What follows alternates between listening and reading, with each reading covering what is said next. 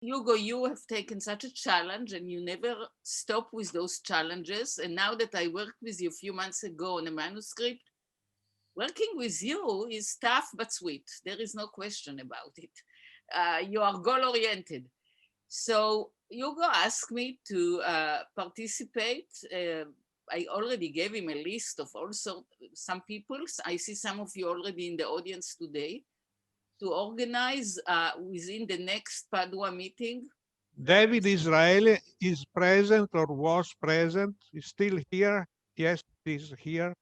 And Jill is, I know Jill even from before I met. And therefore you will have all our help in organizing this Hugo, session, which is Hugo, well welcomed by the vast Hugo, majority you of. want 5 minutes, so let me finish and then you can continue.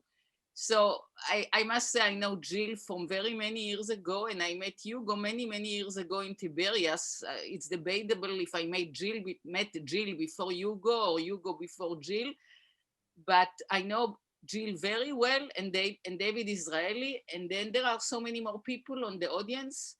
Yesterday I knew also one more person, and I'm really pleased to be here. You reminded me that science exists. I announced that I became Professor Emeritus recently, and I saw that Jill is there already too, so we are together still.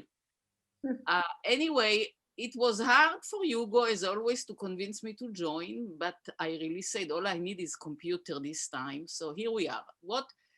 I put here a picture from a paper that I was a co-author. I was really not the primary author, but I suggested to them to look at PAC7 and PAC3. This is chicken muscle. And if we were to have a satellite cell session, myogenesis, we want unique things that are very important to muscle biology, and especially with the Padua days have a lot of clinical relevance. But you know, the basic biology of satellite cells is also has its own merit. It's like solving a puzzle, and when we solve a puzzle, we progress, and then we can use it for clinical. So I would not say that every speaker in this session must have an MD degree or have a hospital position, but it would be nice to add few minutes to each